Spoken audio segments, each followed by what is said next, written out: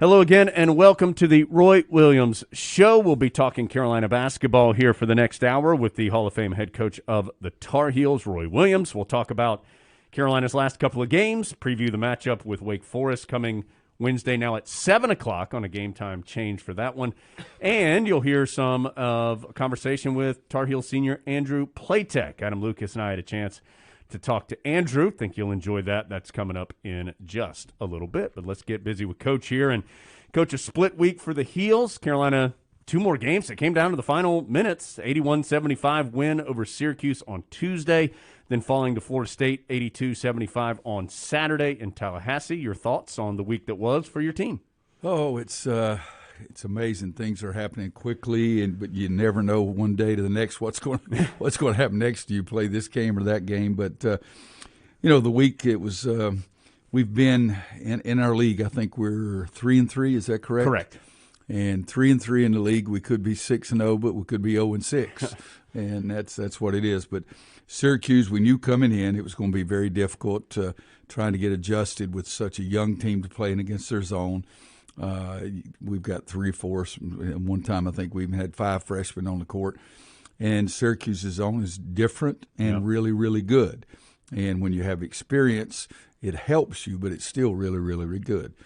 So we were able to get through that game, and Leaky made a big basket at the end, and we got a stop on the other end, and but it was, as you say, it went right down to the wire, and we made free throws. And Leaky's basket, I guess, was Notre Dame. That's what I was talking about. Jesus Christ! He had a big assist late. Got it to Armando. That's right. He had a big one of those. But still, we made some free throws down the stretch. I don't think we missed a free throw in the last couple of minutes, and I think we were 7 for 7 or 8 for 8, something like that.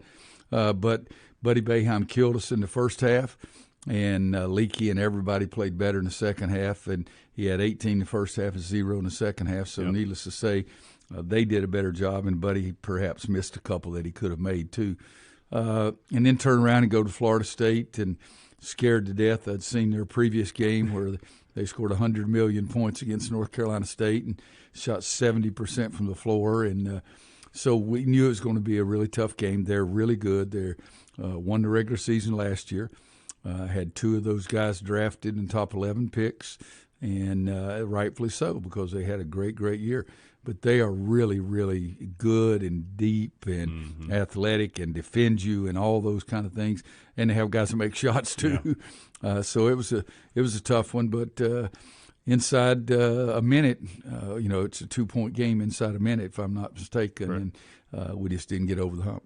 You used the term attack or be attacked leading up to the Florida State game, meaning you needed your team to stay aggressive throughout. But afterwards, you said you didn't feel like it happened consistently enough to be successful. No, exactly right. I stole that. I didn't steal it. I've just borrowed it from Coach Steve Robinson. He's always talked about that Syracuse is one of those teams. Duke is one of those teams. You've got to score, so you've got to keep attacking. And Florida State, athletically, they're so superior to most teams that you play.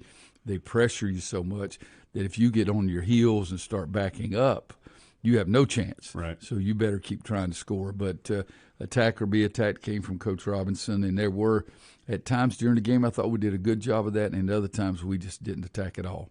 Florida State shot the ball very well, as Coach referenced, 8 of 16 from 3 and 4 of 5 in the second half there, and 26 of 27 from the free throw line, Coach. It's hard when the other team's not giving you many chances there at the line. Yeah, they're not giving you any help. I mean, I remember one game we played at Wake Forest a long time ago, and they were 32, I think, of 32. 32 or 32, 33 for 33, whatever it was. They didn't miss. And, the other teams, if they're good and you beat them, it's because they made a mistake or two. And 26 for 27 is not much of a mistake. R.J. Davis, Coach, your leading scorer in the game, he had 16. And nice 2 games for R.J. this past week after he had a difficult couple of games, which is, of course, totally normal for a freshman going through ACC play. Yeah, and I think 6 for 9 against Florida State on the perimeter was by far the best shooting that we had. Made a couple of good drives and took the ball to the basket as well. And in the Syracuse game, he did some good things, came up with a big steal late in the game, made a big 3, made free throws for us. So the last 2 games have been his